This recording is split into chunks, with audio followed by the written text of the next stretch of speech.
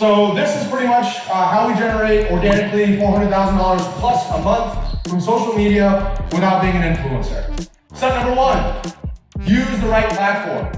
When it comes to social media, when you're trying to grow your business, it all comes down to the right platform. Step number two. So step number two was to actually treat it like a business. Number three, leverage technology. I think it was Tim Ferriss who originally came up with the concept. Eliminate, automate, delegate. Delegate's the third thing you should do. So this is pretty much how we generate organically $400,000 plus a month from social media without being an influencer. So how to leverage the power of content as a business owner without the sell your soul tactics most people teach. Yes, I am a marketer, and that's why those headlines sound so good, okay? So essentially, I'm gonna get into the story in a little bit, but I talked to a lot of people just a little bit earlier today, and some of you guys are influencers having a business, other of you guys are business owners trying to influence. I fall in that second category. So this is specifically gonna be for people that are trying to grow their business with content, and it's gonna be how to do it without going fucking crazy, okay? So, a question you're probably asking yourself, who is this ignorant, cocky guy that asked me to stand up? Number one, I'm a law school dropout. That's not just good for a headline. I did go to one of the top law schools in the nation. Decided it wasn't for me. I made $3,000 in my first 9 months of business, did everything incorrectly.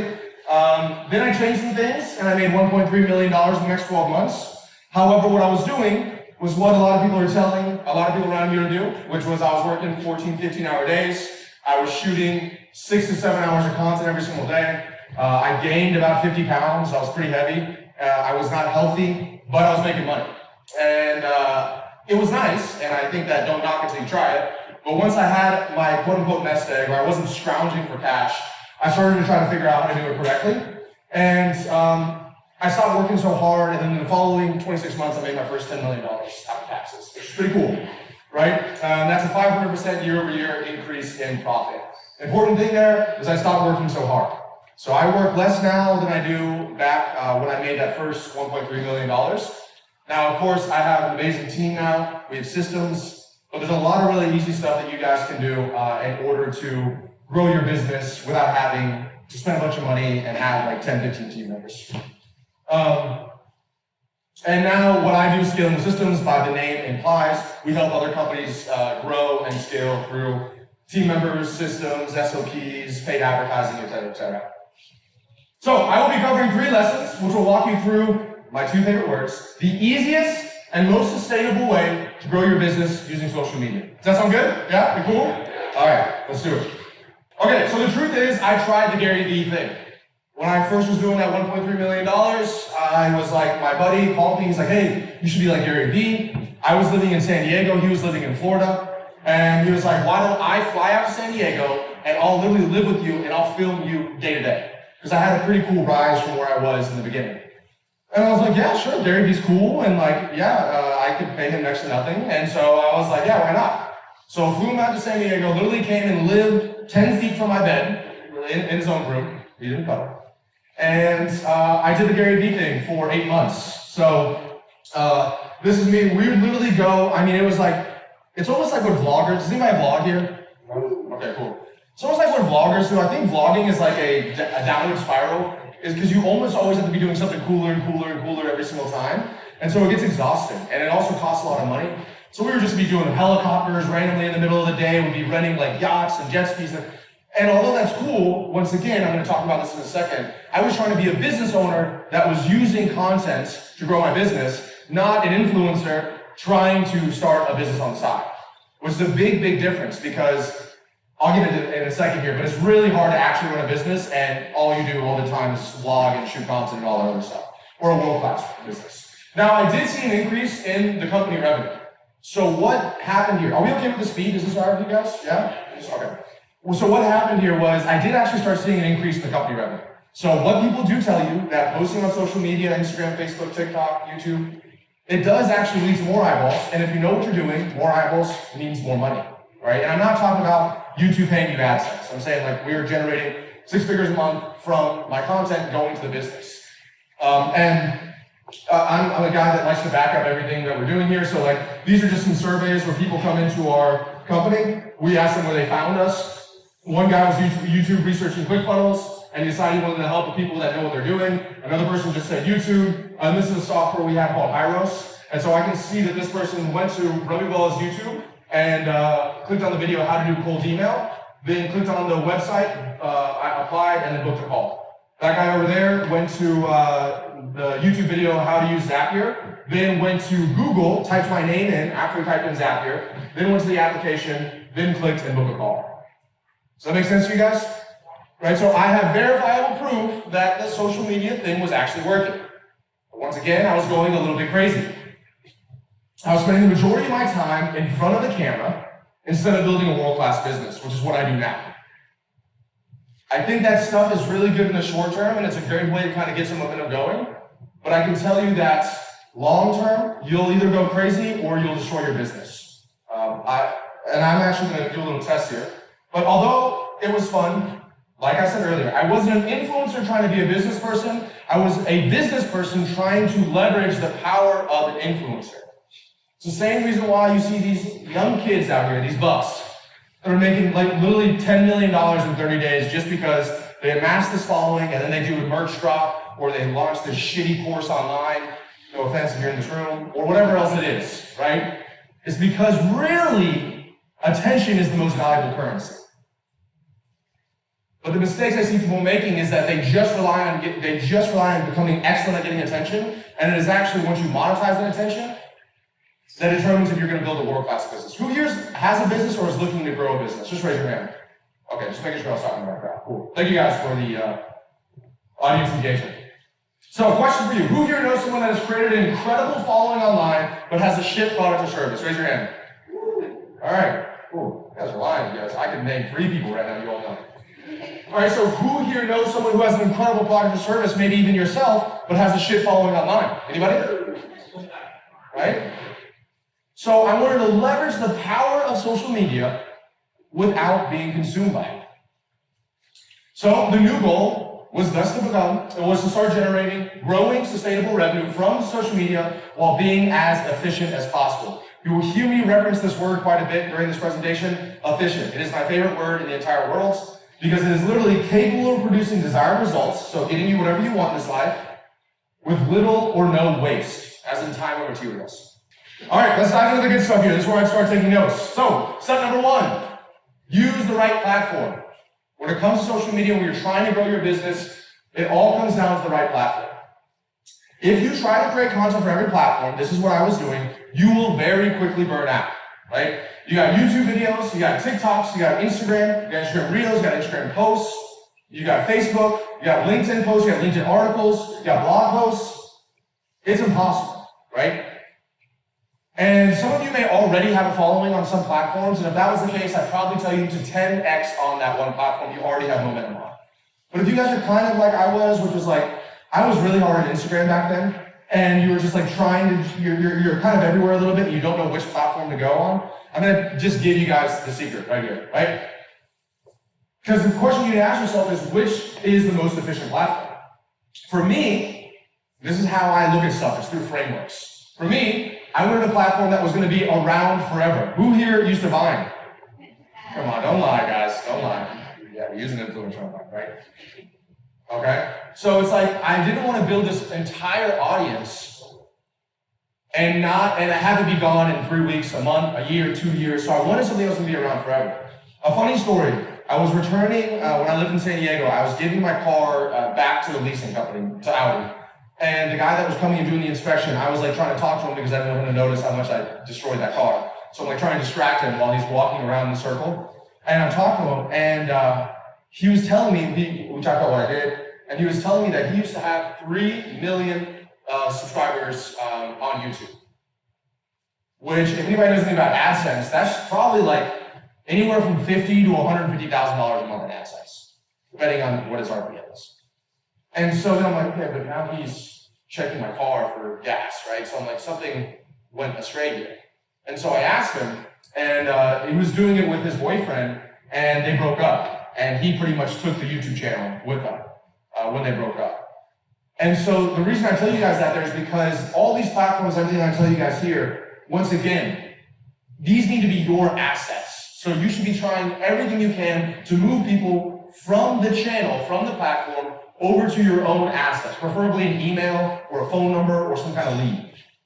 I see it all the time. People with hundreds of thousands of followers, subscribers, whatever you want to call it, and then they do nothing to actually control that audience, right? I need to find a platform that pushed my content for years after I posted it. On TikTok, as soon as you post something, you're irrelevant, unless you post something else immediately after. Instagram Reels is almost the exact same thing. And so, I don't know if anybody here has values, but my values for myself and my company is efficiency, longevity. So I wasn't trying to be the fucking hamster wheel, just shooting content 8 hours every single day, posting it and disappearing, posting, disappearing. So I wanted to find a platform that pushed my content for years after I posted it. I wanted to find a platform that would bring qualified leads, keyword being qualified, to my company without spending a dime on ads. Now some people are like, oh, I love to spend money on ads. We spend $500,000 a month on ads. I'm just saying this is nice to have in addition to that. I needed to find a platform that would literally pay me to create content. Who wants to get paid to make money? Anybody here? Woo! Yeah, that's what I'm talking about. Thank you for that energy. MySpace, guys. That's what it is. All right, good. I was just making sure you guys are paying attention. YouTube. Who knew that I was talking about YouTube? Cool. That is by far my favorite platform. I was sitting back there talking with Los and his entire team. I was talking to them back there, and they were just, it's so funny. They were saying everything that I was about to present, so I was like, oh, I'm spot on. But they were just talking about how YouTube is the cornerstone. YouTube is where everyone should be on. Everyone should be focused their time and energy on YouTube. One guy was talking about how his friend is literally working as a developer of YouTube. And think about it. I'm going to get into it in a second, but it's technically the #2 search engine in the world, owned by the #1 search engine in the world. Who owns YouTube? Who here thinks Google's going to be gone in 2 years? 3 years? 5 years? 10 years? 20 years? 40 years? 100 years? So, once again, it's almost like investing in stocks. Where was I going to put my time and energy? I wanted in something that was well run, had a lot of cash reserves, and had a plan for the future, right? Because if you have money, you can pretty much solve any problem. So, if I focus on YouTube, this means that I can create long form, which is what I like to do. I don't like to do short form content. Long form, valuable content that would rank in both Google and YouTube search results without having to study trends or create clickbaity headlines. Right? Once again, I don't like to be like the person that's like, let me interview this millionaire who's in his car, trying to run a business. And that's one of the most beautiful things about Google and YouTube, and I'm going to get into this a little bit, but the search results of it. So for example, has anybody ever seen my content on YouTube? Just raise your hand. Okay, cool. Thank you guys. All right. So, how to use LinkedIn Sales Navigator. You type this in on YouTube, I'm the first video that pops up there. And I help companies grow and scale. So if you're trying to figure out how to use LinkedIn Sales Navigator, there's probably a good chance that you're trying to grow your company. Okay? I'm meeting these people where they need to be. Now, platforms like Instagram and TikTok, that's really more disruption marketing. So this person's taking a shit, scrolling on his thing, and then you pop up for 15 seconds. How impactful do you think that is? Right? We're here, there's something called intent. There's high intent here. So they're gonna click on that, and they're gonna watch it, and guess how long that video is? 34 minutes long. And I have literally dozens of videos that rank for how to use Zapier, how to use ClickFunnels, how to hire talent on Upwork, how to send cold emails. All things that my clients would be doing when they needed my help. So YouTube, for me, once again, this is what works for me. I hope you guys do what works for you. YouTube is the foundation of our 8-figure content system. 8 figures is in it, brings in 8 figures for our company. So now that instead of being like, all right, let's do this for TikTok and this for Instagram and this for YouTube, I could just focus solely on one platform. And that means that I was being more efficient. There was no more waste involved. And I can tell you guys, we are an incredibly heavy data-driven company. So I have all of the research, and I'm telling you that YouTube is by far the best.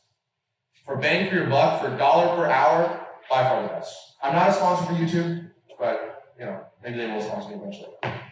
Hey guys, really quickly, if you're getting value out of this, please be sure to share it wherever you share things. Share it with your friends, your colleagues, your employees. Share it to somebody that you know needs to hear this message. We put an incredible amount of work into these videos and these episodes for you, and all I ask in return is for simply to share it to somebody else that wants to hear that or needs to hear this message. All right, let's get back to it. So, this is our content system that I'm going to walk through here in a little bit, okay? I'm going to show you guys how we produce hundreds of pieces of content every single month with less than 6 hours of my time. The main thing I want you guys to know is that the way that we use YouTube is we treat it as the foundational piece, and then, without me having to shoot 100 more videos, we then are able to create all of our other content, right? So here's an example. This is from our flowchart for our internal company. First question we asked is an asset. An asset would be like a VSL, an ad, something along those lines. Let's say it's not an asset, so it's a social. Then what we do is we have a YouTube video. We create push content around the YouTube video, which means we send people from different platforms, email, Facebook, Instagram, LinkedIn, and we say, hey, I just shot this new YouTube video. You should go here and check it out. We post the video on YouTube. Then we post the push content pushing people to YouTube. And then we wait roughly 24 to 48 hours because we want everybody to go to that YouTube video because it's the foundational piece. And then after that, we start taking clips from that YouTube video and we start splicing it up and we put it on all the other social media platforms. So one YouTube video could come out with 20 to 40 pieces of content for us. And in all reality, it takes me like literally, my creative director would be like, all right, here's the title. I sit down, I shoot the video in 8 minutes, and I'm done. So imagine 8 minutes of my time, 40 to 60 pieces of content, hundreds of thousands of dollars in revenue. Step number 2. This was the turning point for me from going from influencer that was trying to run a business to a business owner who had influence. Right? So at this point, you guys should have a foundational piece of content. By the way, it doesn't have to be YouTube. Do whatever you guys want to do. It matched my values. Am I making it hard to record me just walking back and forth here? So, all right. So step number 2 was to actually treat it like a business. Here I am. I've helped thousands of business owners grow and scale. And I wasn't even taking my own medicine. I was literally like, oh, you need to build systems around that. Like, come on. And then I wasn't building systems around my own content. I was like running around with a chicken with my head cut off, doing all the research, all the scripting, all of the shooting, all of the posting, all of the editing. Right? Because most people treat their content like artists. And if there's one thing that I've heard, 2 things I always hear from artists. Number 1, weed inspires them, so that's why they're high all the time. And number 2, you can't systemize this process. Like you're Vincent Van Gogh. Right? So most people will spend hours researching what they're going to be talking about. They'll spend hours actually creating the content. They'll spend hours then editing the content. I had a conversation with a guy running an 8-figure business who's still editing all of his YouTube videos. Anybody here edits videos, that might be the fucking worst part of content creation. There you go, he knows. What takes you 8 minutes to shoot could take you 2 hours to edit, right? They spend hours publishing the content, and it takes them on average 4 to 6 hours to get out one quality, not a shitty piece of content, but one quality piece of content. We create 180 pieces of content in that exact same time period. Does anybody know what the definition of that is? What's the word I'm looking for? You're paying attention. You get a gold star. So I went from creating content every day of the week, literally Monday, Tuesday, Wednesday, Thursday, Friday, I'll be shooting content in some way or the other, to just one day a month. First Friday of every single month, my creative director comes over to my house, he hands me a Celsius, and we just go wild. Now I'm going to do my entire content, ads, VSLs, YouTube videos, and then all the secondary content from that one day. Are we any smarter than anybody else that's trying to do this? The answer is yes. I mean, no, I'm just kidding, guys. I'm just kidding. We treat it just like a business. That is the main difference. We are not influencers and I'm not the fucking sole, like, failing point of this entire system. In the content creation process, if you actually think about it, if you take off your artist lenses for 1 second, what is the really only time you need to be there? Does anybody know? Who said it? Shoot. Shooting a video. That's really the only time you need to be there. And actually, we're launching a YouTube channel on the 1st, next month, where I'm not even going to be there. We're treating it like a business, right? So, what did we do to start treating it like a business? We started implementing, what does businesses have? Budgets, systems, and teams. Raise your hand if you have 3 out of 3 things here. All right, okay. Either you're lying or you're great, good. So I'll walk you through this because you can't see anything here. So this is a photo of our organizational chart. So I'm just gonna walk you through because this is a question I get all the time. We went from 1 person, so in order to make this thing happen, has anybody read Who Not How by Dan Sullivan? Yeah, great book, okay, write that down. I recommend doing that if you're a business owner. Essentially the idea is, instead of me trying to be like, all right, I know how to do YouTube videos, I know how to hire team members, but instead of me going out and trying to figure this out, what if I just go find somebody who already knows how to do this, I pay them more money than I would if I got someone who didn't know how to do it, and they just built everything out for me. So I found an incredibly talented guy who ended up being insane, so I fired him, and then I found another incredibly talented guy who's sitting in the back of the room. Let's do a round of applause for Mr. Jack Boyd, guys. He's the brains behind this. I'm just the guy right here. So anyway, I hired him. I said, hey, you're gonna edit the videos, which he hated. You're gonna do the posting, you're gonna do the scripting, and then slowly we'll build out a team underneath him. So I hired him. We are about to hit our 1-year anniversary together. And I know, all right. And we went from 1 person to now we have 9 people. Yeah, 9 people. Right? So let's walk through who these 9 people are.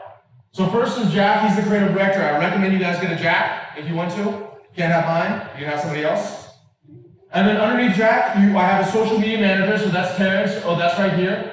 And he's the one that actually will. One of the problems we're having is literally physically coming up with captions and posting it started to become a pain in the ass because we're posting like 6 to 10 times a day. Creative director. Then we have a social media manager over here. Then we have a content assistant who assists the creative director doing whatever he needs him to do. And then the rest of the team, the other 6 to 7 people, are all editors, graphic designers, and more editors. And some of the lessons that we learned were, number 1, there is a difference between a YouTube editor and a podcast editor. That was big. I didn't know that. I just thought an editor was an editor. Right? Big difference. There's a big difference between a TikTok editor and a YouTube editor. And an editor can make or break your video. I'd rather have you guys have no edits than try to find the right editor if it's not the right editor. Because I'm telling you, all of my number 1 videos on YouTube, I edited myself in iMovie. They are ugly. But it matters the quality of the content, right? And so then we have an entire editing and graphic design team. And I'm going to walk through some of the softwares and tools that we use. And I'm going to take questions at the end. So if you guys have questions, make sure you keep them. So let's talk, what is the actual content system? So this is something that took us quite a long time to figure it out, but we have done a great job of creating this. So I know you guys can't really see, but there's one thing here that's red. That is the only thing that I do, right? So that's important for you to understand because this could be you if you guys wanted to do this. I'm removed from the entire process. Well, almost the entire process. So number 1, researching the content. That's obviously very important. I used to just create videos whenever I wanted to create videos, but some of the things you guys need to know is, first of all of these platforms, they will pigeonhole you. That's not a sexual term. What I'm talking about is they will literally decide, you are the LinkedIn person, you are the TikTok person, you are the person that talks about hiring teams, you're the person that talks about events. You create any other content that's other than that specific pigeonhole where they have you, it will flatline. It will not do well. And going back to efficiency, instead of like, for me, I love to create content around like helping people grow and scale their business and teams and like all these like frameworks and graphics, but YouTube doesn't give a shit. They just want me to talk about like acquisition, lead generation. So all of my videos are about that. Because I'm trying to leverage the platform, right? So for us, our content research just consists of literally us going out and using, there's a few softwares that you can use, but I'm just going to tell you guys the simplest way to grow on YouTube. You guys want to hear it? Number 1 secret, efficient, yeah? This is it. literally find another video that's doing well and just copy it. There you guys go. Thank you guys very much. I'll see you guys later. No, I don't mean copy it, obviously, but I do mean this is something that we call a breakout video. So let me define that for you. So let's say I do cold email. I'm running a cold email agency. I would just type in cold email onto YouTube in an incognito browser. The first 3 to 4 results, I would look at their subscriber count and their view count. Write that down if you guys care. Subscriber count and view count. So, if someone has 1 million subscribers and 100,000 views, for what we're trying to do, is that good or bad? Someone said, it's bad. Because those views just probably came from that person's 1 million subscribers. What if we flip it around? What if they have 100,000 subscribers and 1 million views? Is that good or bad? What does that mean? The algorithm is pushing it. Thank you very much. He's obviously not getting it from the subscribers, so the YouTube algorithm is putting there, and he's in the top 3 search results for what we're trying to look for. So I used to pay these experts, and I would do these fucking graphs and pie charts and Google Sheets and like keyword research and now it's just like, boom, that's all we do. And I'm gonna get into some of the most important things here in a second, but when I say copy a video, I don't mean obviously say the same thing as that person. I was having a conversation with Los back there, who is probably one of the most experts I've ever seen in content creation, branding. I've learned so much from that guy. But it's funny, we were just talking about how most people will spend hours researching the topic and what to say. The really beautiful thing is, if you're an expert on that topic, all you need is a title and you can take it from there.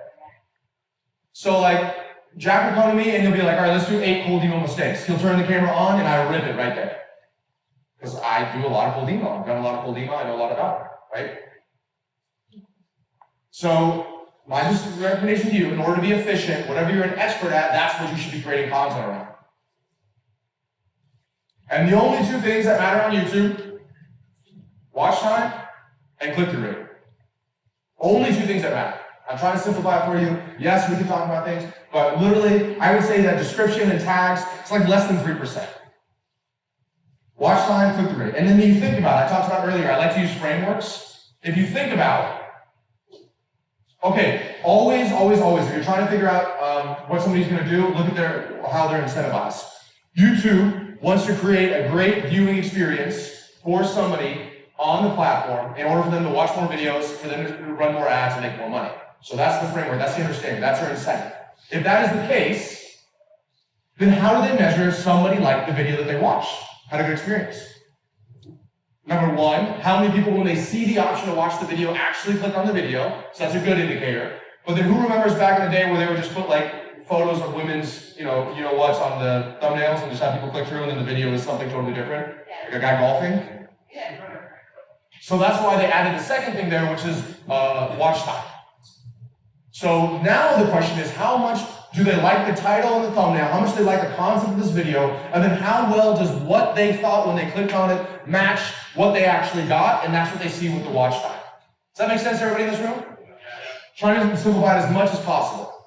So whenever you're creating stuff, think around it. I was talking to Los about this earlier too. If you walk into one of my most recent YouTube videos, we no longer even introduce who I am. Let's say we're doing 8 cold email mistakes. I know I'm spending a lot of time on this, I just want to make sure you guys get this really well. I'll go to the next thing second. 8 cold email mistakes. I used to be like, hi guys, my name's Roby Walla, and I do this, and I do that, and we help people do this and that, and our engagement is like, eh. And now, to start the video, cold email mistake number 1. I start right there. Right? Because that increases average engagement. Nobody really gives a shit about me. They just want to know what they came in for. Right? Except for my mom. We good on that? Everyone make sense to everybody there? YouTube? That's how we find topics. Right? Number 2 is script writing. Now that is inside of there simply because I made that for you guys. In reality, there's really no script writing. My creative director pretty much comes up with a title, and it's like, yo, the title is gonna be this. And what he'll usually do is he'll show me the one that breakout video that he found, and be like, hey, here's their video, here's the title, and then I make my own version of it. The LinkedIn Sales Navigator video, when I created it, I saw this guy was #1 LinkedIn Sales Navigator. He had like 3,000 subs and 200,000 views. And it was the most boring, dry thing I've ever seen in my whole life. So I was like, all right, well, if I can create an engaged, exciting version of that, it'll probably do well. And it did, right? So, script writing, I used to in the day, I'll just give you guys a heads up, I used to literally type out every single thing I said word for word. If you cannot do that, I'd recommend not doing it. It's not very efficient. Alright, then, Jack shows up to my house, hands me a Celsius, 7 a.m. on Friday, and he's like, here's the videos, and we literally sit down for one day and we shoot all the content. I black out my calendar. Whenever I'm traveling, I'm just like, cool, I can do anything I want to, but that one Friday, I need to be in Miami. It's efficiency, right? I get everything done in those few hours. He's like, anything we do extra, like this is obviously outside of our content window, but we'll take this content, we'll repurpose it, but typically, I don't do any other like speaking engagements, nothing. Because I'm efficient here. I cannot stress enough, if you're not batching your content, please, for the love of God, choose one day a week, one day a month, whatever works for you, batch the content. Eventually, we'll probably do one day a quarter. Alright, next step is going to be uploaded to Google Drive. That's pretty simple. We have something called a content creation form. I'm going to walk through that a little bit later, some of the tech stacks that we use. Anybody here a nerd? Who likes tech? I love tech. So I'll walk you guys through how we use that. But what we do is we submit the content creation form. It's a job form that says, here's the title of the video, here's the link, here's how I want you guys to roughly edit it, and I send that over and it populates inside for my editing team, and they get to work, right? So then the team, it notifies the team on Slack. They start editing it, then they publish it to Jack, our creative director. He will then view it. Is this up to Rugby standards, or is Rugby going to bitch me out? He makes that decision. Sometimes it's wrong. And then he says, okay, this does need revisions. He'll go back. I'm going to talk about a software we use later called Frame.io. He'll go back, give revisions, comes back down, Jack looks at it again, this is good, and then it goes to that part that I talked about earlier when we essentially push it out. You're good? Everybody good on this so far? Makes sense? Need your attention, guys. Cool. I pretty much walked through this. If you guys want to take a quick few photos, I don't know if anybody wants to. There's 1, 3, 2, 1. There's 2. 3, 2, 1. There's 3. Beautiful. Cool. Let's talk about step 3. I'm almost done here, guys. Give me your attention. Be done. All sit in circles. Say kumbaya. Number 3, leverage technology. Just because you guys can afford to pay somebody to do something does not mean you should. If it's inefficient, you should probably automate it first. I think it was Tim Ferriss who originally came up with the concept. Eliminate, automate, delegate. Delegate's the third thing you should do. So if you don't have to do it, let's talk about that. Eliminate, I stopped doing all unique content for different platforms. I only did YouTube. Automate, I'm going to walk through some of the softwares that we use here in a moment. And then delegate and hire the full team to take it over from me. For what we do, both in revenue and for the number of creative videos that we put out a month, we should have a production team of like 40 people. Because I know people that do have that. And we have 90. We should be spending 3 times to 5 times with even more team members. So we should be spending probably, I think we spend around $20,000 to $30,000 a month in content. And in reality, I know people that are doing like $100,000 a month in content and put out the same amount of stuff we do. So technology allows us to be as, say it with me, 1, 2, 3, efficient, very good guys, as possible, keeping us all sane. So here are the few forms that I have. I do apologize for it not looking good. I promise it's good on my computer. So this is the first thing. Does anybody use Jotform? Anybody know what Jotform is? I'm a big Jotform guy. Big Jotform guy. JF, that's what we call it. So content creation, ask requests. So the questions that we ask are, who's requesting this asset? Please describe your request in a few words. Which offer is this? Because we have multiple businesses, multiple offers. And then please describe your request in detail. Put the link of it inside of there. And do you have any publishing requests? Underneath that got cut off is what date you would like that thing published. So the beautiful thing is, I was just in London a little bit ago. I can shoot a YouTube video in London. I don't have to tell Jack, I don't have to tell the creative team. I can shoot it, upload it to Google Drive, type this thing in, and they take it from there. It's ironic, but the least amount of communication you have to do with your team, the better it is, actually. It's actually more efficient that way. You're always having to ping them in Slack, or text, or email. Lord help you if you're still using email to talk to your team members. So once that gets submitted, then that goes inside of our Slack channel called Content Creation. We have something called a Content Creation Request Bot. From Robbie Walla, the subject line is I was creating a pitch deck for our company. And then we do something called urgency and importance. This is pretty cool. I'm a nerd, so I'll just describe it to you. We have it defined. Urgency is how quickly does this thing need to get out. Important is how important is this thing in general. right? And it's important that you have those two stats there because as you start putting out 300 pieces of content a month, you will have to decide what doesn't get posted. So an example of something with low urgency but high importance would be like, let's say a video sales effort. It's like that doesn't have to get out this week. An example of something with high urgency but maybe not 5 importance would maybe be pieces of content that promote this event. Right? Like I want to make sure it gets out quickly, that's urgent, but it's not like this is directly impacting our company. I mean, I'm grateful to be here, but I'm just trying to give you guys an idea of how that works. Make sense? Yep. Once again, I apologize, but this is the content calendar. So you can't see on here, but there's like 3 to 4 different ones of these every single day, but this is in Asana. We love Asana, we're big Asana people. So every time I upload something, it gets automatically put as a task inside of Asana, it tags Jack, and then he delegates it and puts it out to the right person. Right? So now the other cool thing is if we go back to this content creation ask request form, now we give this to our team members. We'll give this to our marketing team. And now our marketing team can work with our content creation team, and I'm not involved in the process whatsoever. It's pretty beautiful.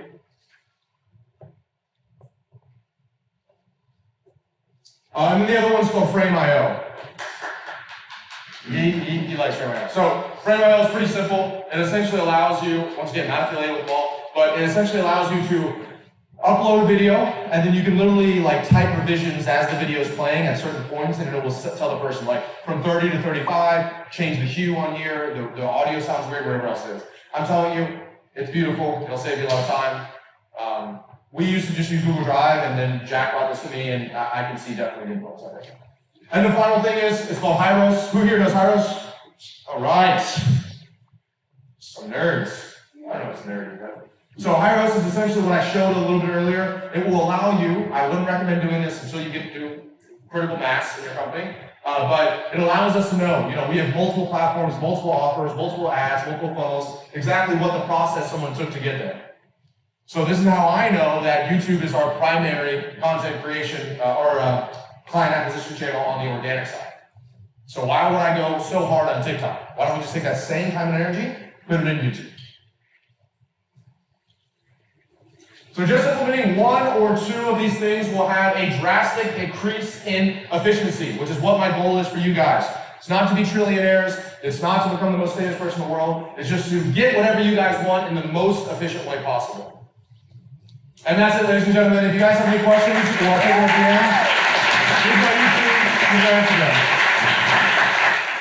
Finances were so tight, I was choosing between 2 socks at the 99-cent store. It was down to like dollars. And I saw that software and I said, how hard is it for me to have something like this and sell it? And so I went on Upwork, made a post that's like, create a Chrome extension that can collect emails from Facebook groups. A random dude was like, I can build it. And I said, all right. And so I got it.